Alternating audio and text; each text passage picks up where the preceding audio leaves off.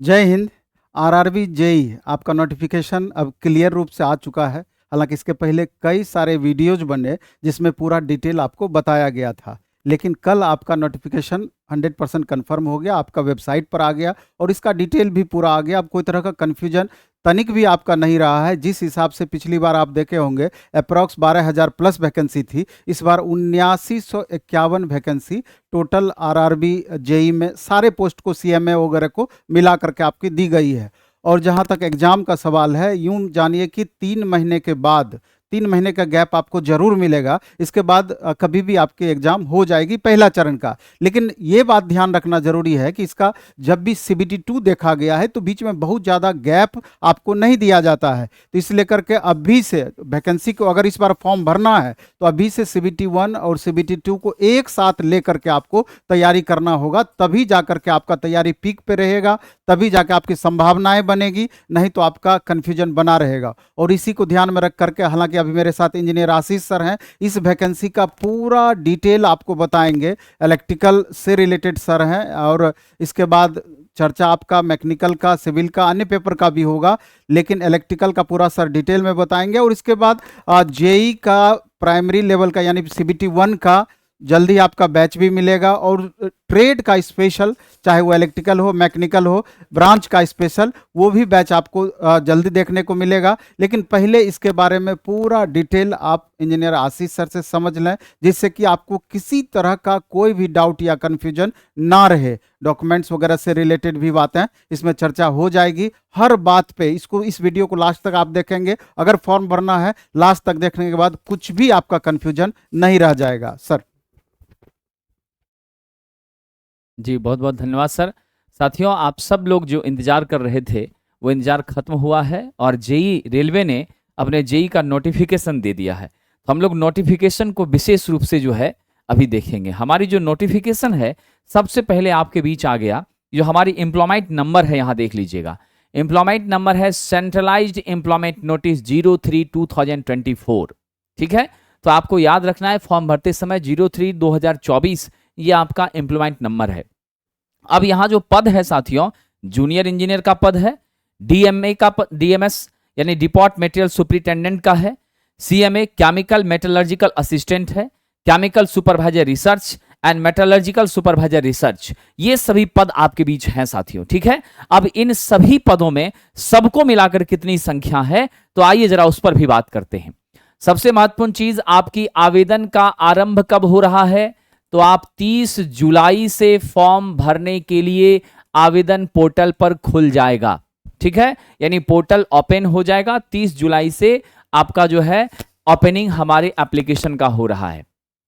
Closing कब है साहब, 29 अगस्त, यानी 29 अगस्त 2024 तक आप लास्टली इस फॉर्म को भर सकेंगे। यानी अप्रोक्सीमेट 1 मंथ फॉर्म के भरने का ड्यूरेशन आपको दिया गया है।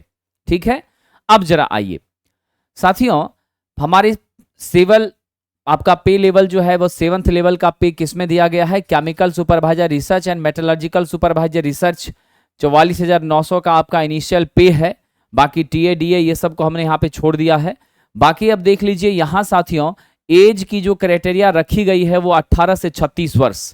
आपका उम्र कितना रखा गया है, 18 से लेकर 36 वर्ष रखा गया है।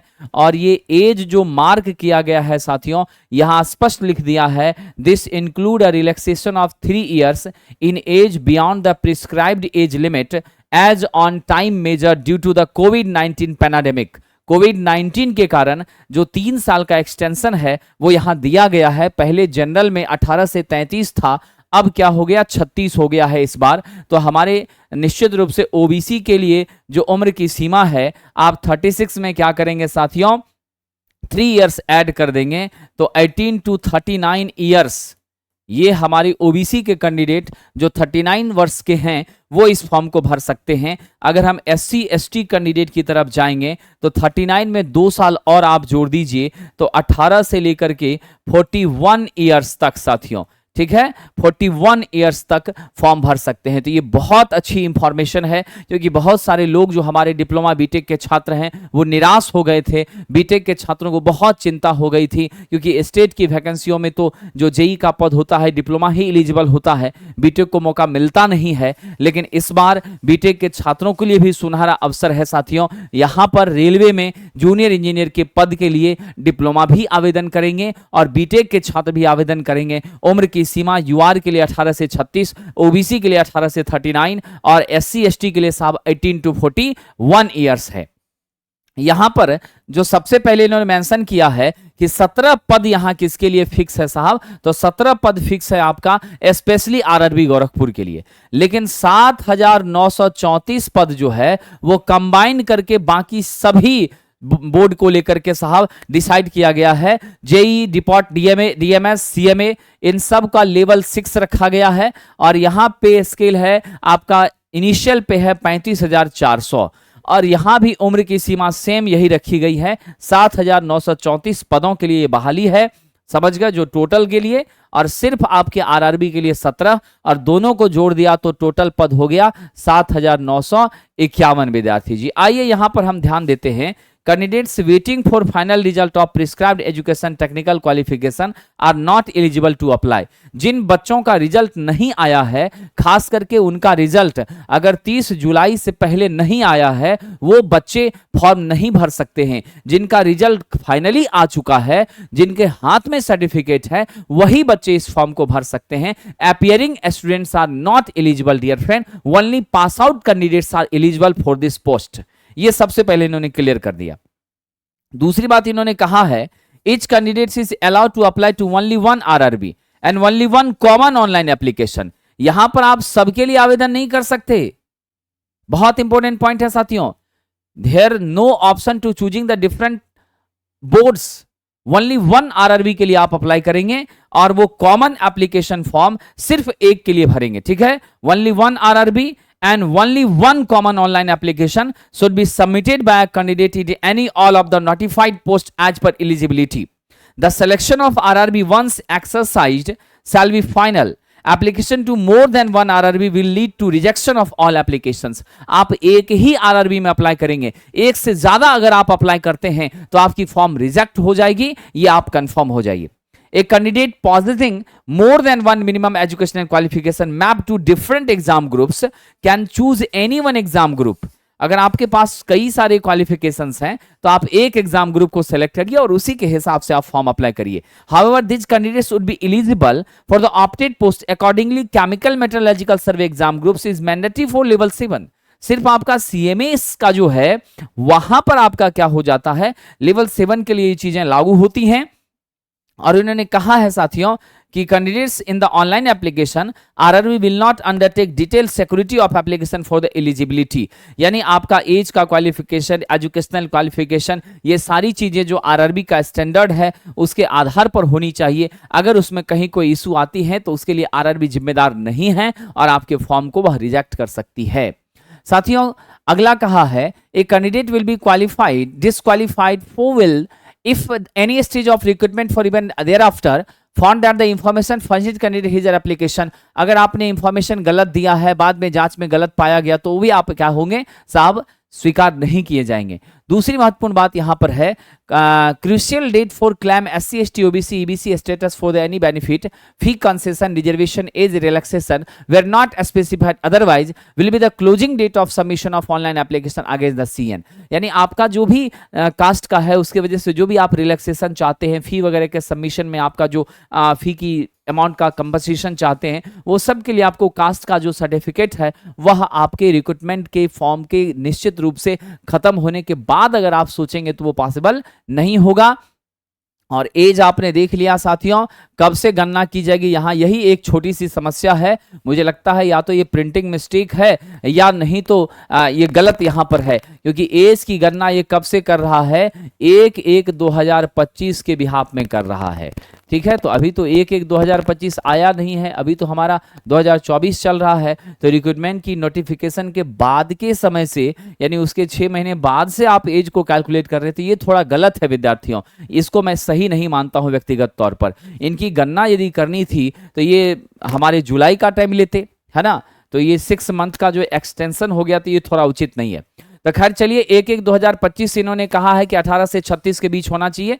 पे स्केल की बात आपने देख ही लिया है कि हमारा 7th पे स्केल सिर्फ किसके लिए है, सीएमए के लिए है। बाकी इधर जो न्यू फ्रेश रिक्रूटमेंट आपका आरएसआरपी के लिए 7th पे सीपीसी है 44,900 का जो है वहां पर मिल रहा है, और 35,400 मिल रहा है किसके लिए साहब, केमिकल और मेटलर्जिकल के लिए, और जेई के लिए 6 पे कमीशन में। तो ये 35,400 है तो लगभग आप 55-60 हजार के आसपास चला ही जाएगा, और 44,900 है तो अप्रोक्सीमेट यह भी आपका वही 62-63 के आसपास जाएगा साथियों।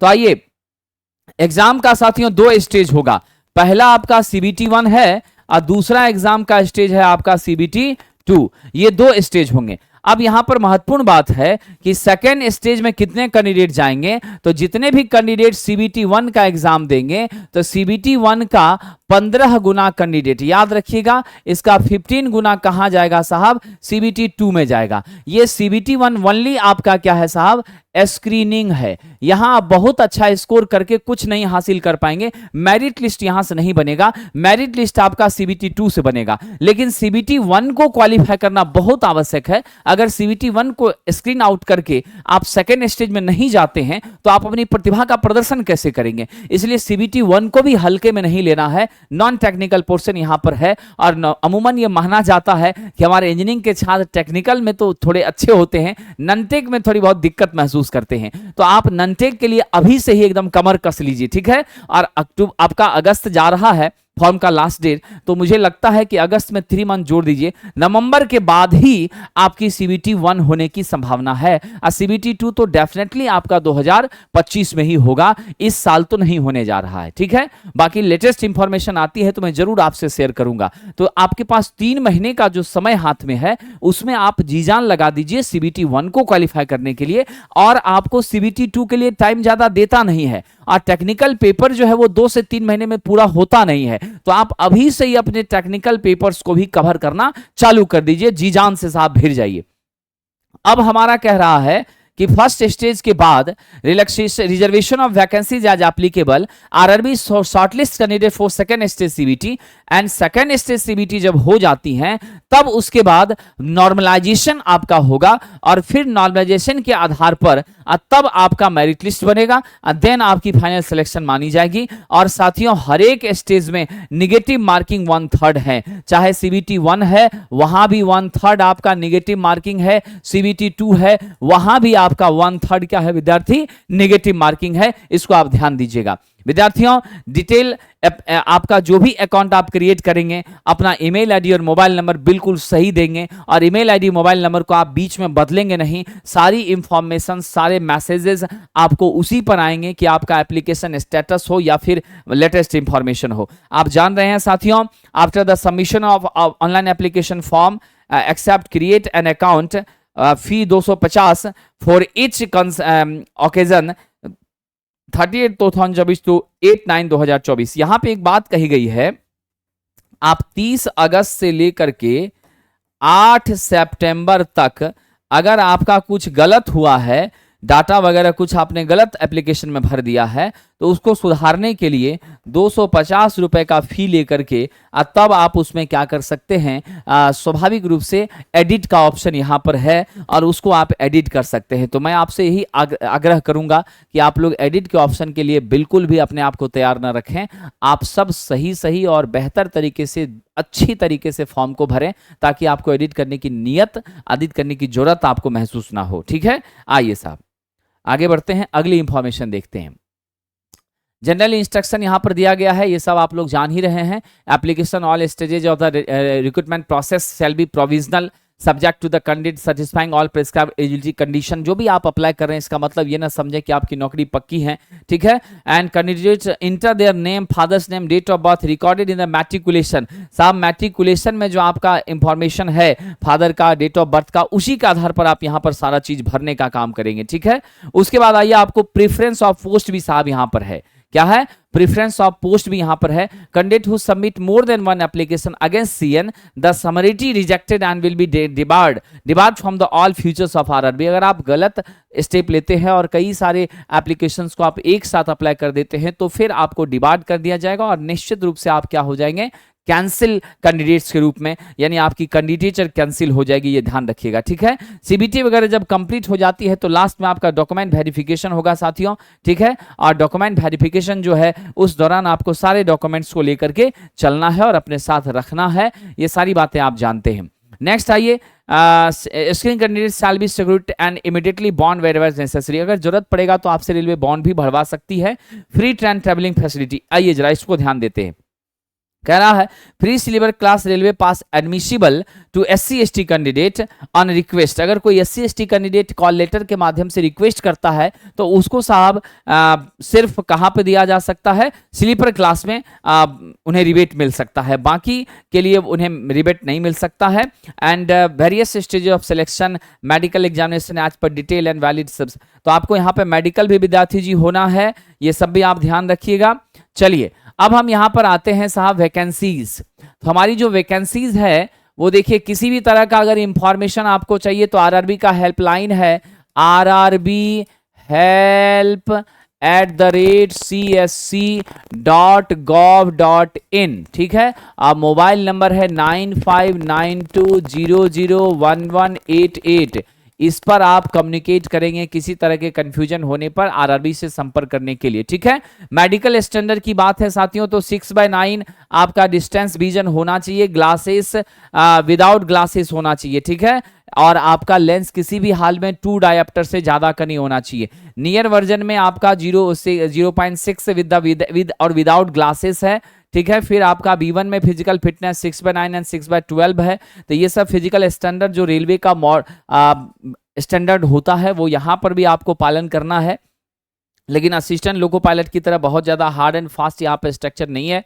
अब आइए यहाँ पर ध्यान देते हैं साथियों, हमारा जो एज लिमिट रखा गया है आप सब जानते हैं 1/1/2025 के हिसाब से नॉर्मल कोर्स में 18 से 33 था, लेकिन रिक्रूटमेंट नोटिस के आधार पर 1/1/2025 के हिसाब से 18 से 36 किया गया है। और ये जो एज बढ़ाया गया है ये आपको कोविड-19 के कारण बढ़ाया गया है, क्योंकि इससे पहले जितनी भी वैकेंसी आई थी सब में 18 से 33 था, लेकिन अब की बार 18 से 36 किया गया। तो बहुत सारे लोगों को एक मौका मिला है जो उनकी निराशा थी, हालांकि लंबे समय बाद वैकेंसी भी आई है तो उनके निराशा पर एक आशा की किरण, एक उम्मीद की किरण जगी है। तो मैं आपसे ये आग्रह करूंगा कि आप थोड़ा सा अलर्ट होइए, एक्टिव होइए और इस अंतिम क्षण में साहब आप अपने जीवन को बदलने का प्रयास करिए। साथियों यहां बताया गया है कि हमारी अपर एज लिमिट के बारे में यहां चर्चा किया गया है 2189 के अप्रॉक्स में जिनका बर्थ है के बाद जिनका बर्थ है वो भर सकते हैं यूआर में और ईडब्ल्यूएस में। ओबीसी नन क्रीमी लेयर में जिनका 2 जनवरी 1986 में के अप्रॉक्स जन्म हुआ उसके बाद हुआ है वो भर सकते हैं। 1984 से जिनका जन्म हुआ है SC ST में वो भर सकते हैं। बाकी नॉर्मल कैंडिडेट तो आप जानते ही हैं, मिनिमम 1/1/2007 तक के कैंडिडेट जिनका जन्म 1/1/2007 में हुआ है वो फॉर्म भर सकते हैं। SC ST को 5 साल, ओबीसी को 3 साल रिजर्वेशन दिया गया है, यूआर को भी 3 साल दिया गया है साहब आपका डिडक्शन, खास करके किसके कारण, कोविड-19 के कारण। चलिए हम लोग आगे बढ़ते हैं, अब आगे की इंफॉर्मेशन देखते हैं क्या है।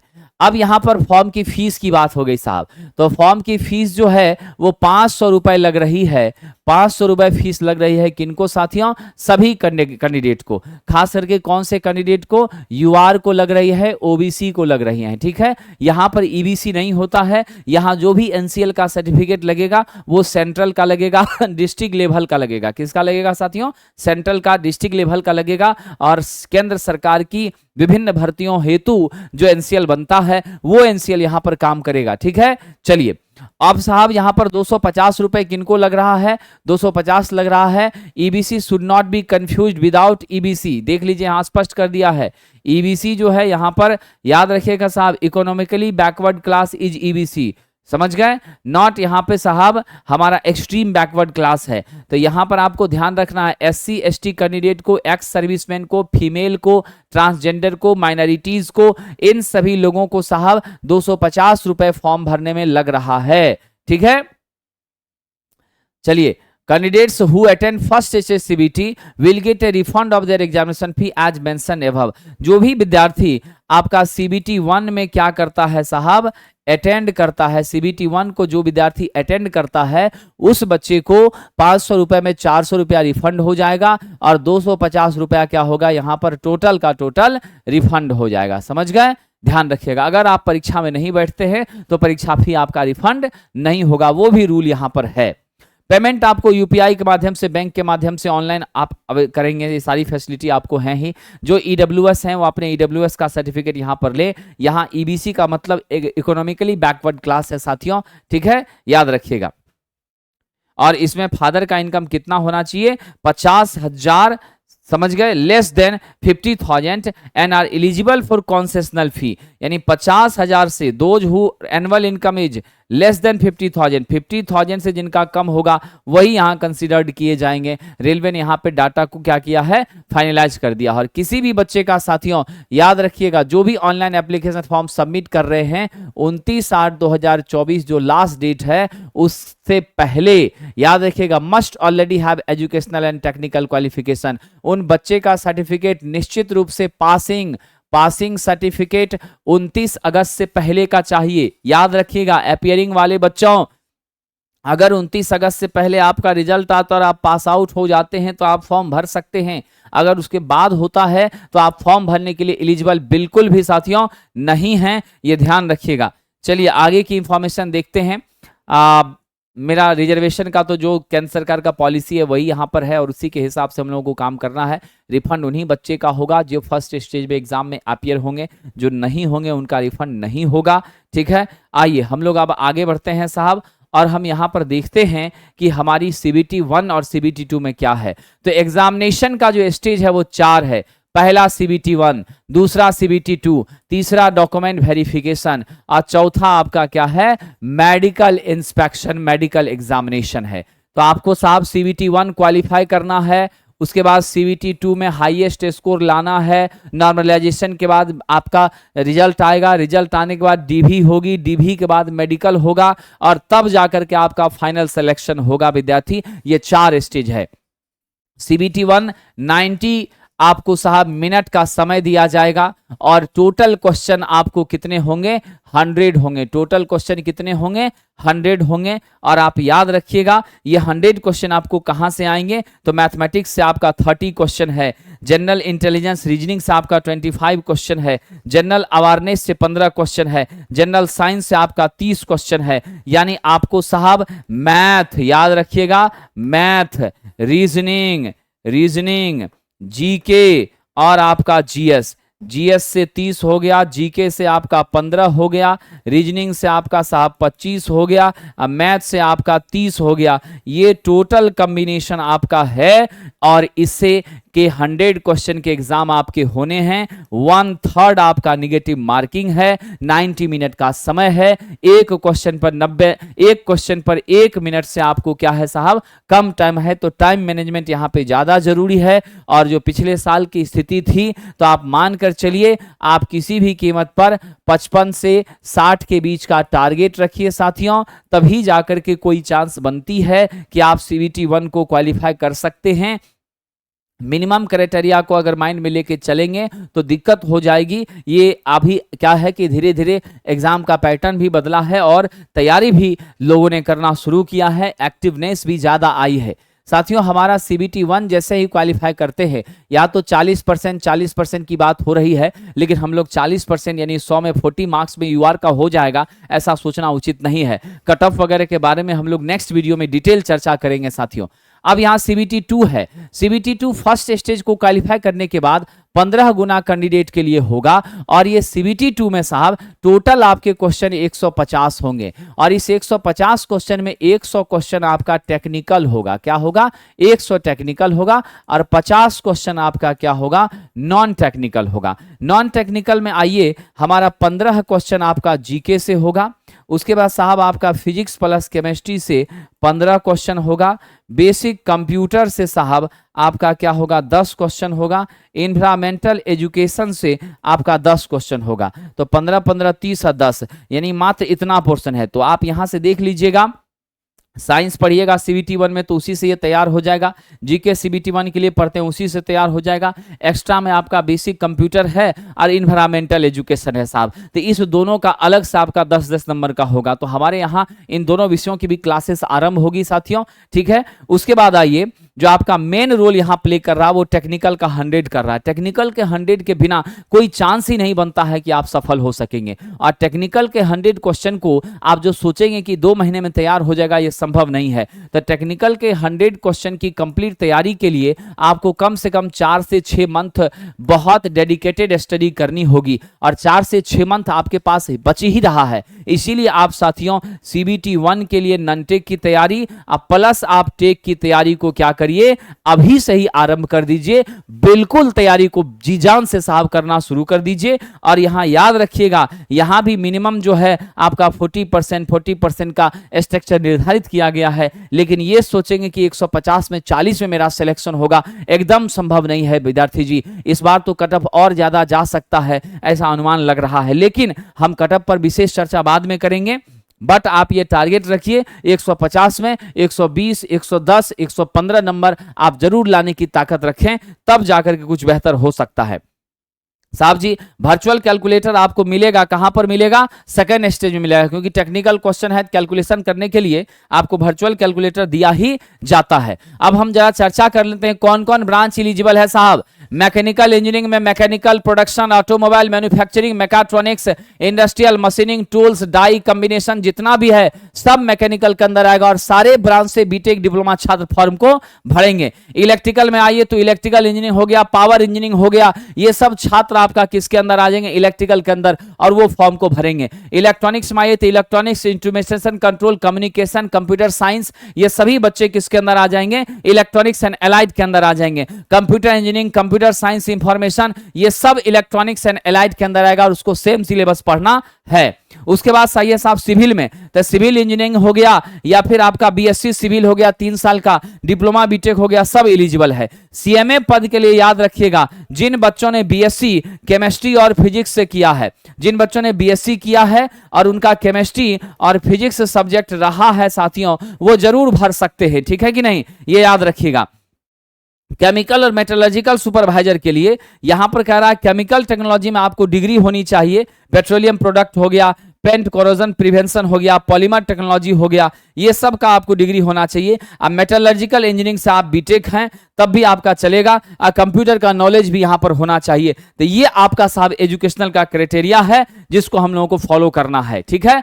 आइए विद्यार्थी जी, अब हम यहां पर आपको चर्चा करते हैं कि किन किन छात्रों को क्या क्या चीजें पढ़नी है, सिलेबस क्या है, उस पर हम एक ओवरव्यू दे देते हैं। हमारी जो क्लासेस है विद्यार्थी जी वो आरंभ हो रही हैं, आप याद रखिएगा हमारी क्लासेस आरंभ हो रही हैं साहब 5 अगस्त से। कब से आरंभ हो रही हैं, 5 अगस्त से आरंभ हो रही है। ये तेजस बैच हमारे प्लेटफॉर्म बाय नवीन कुमार सिंह एप्लीकेशन पर इलेक्ट्रिकल इंजीनियरिंग के लिए विशेष रूप से सिर्फ टेक्निकल पेपर की क्लासेस आरंभ हुई है। बाकी नॉन टेक और पेपर की क्लासेस की सूचना हम जल्द आपके बीच प्रस्तावित करेंगे। तो टेक्निकल पेपर की बेहतरीन तैयारी अगर आप करना चाहते हैं, डिटेल में तैयारी करना चाहते हैं, प्रश्नों की प्रैक्टिस के साथ, थ्योरी के साथ, स्टडी मटेरियल भी आपको हम जबरदस्त देंगे साथियों। तो अगर आप उसकी तैयारी करना चाहते हैं तो हमारे तेजस बैच से जुड़ जाइए, जो स्पेशली इलेक्ट्रिकल इंजीनियरिंग के लिए है। शाम 4 से 6 पीएम के बीच में, सॉरी इसकी क्लासेस जो है साथियों 2 से 4 पीएम के बीच में चल रही है, 2 से 4 पीएम के बीच में चल रही हैं हमारे बाजार समिति सेंटर पर। डिटेल जानकारी के लिए साहब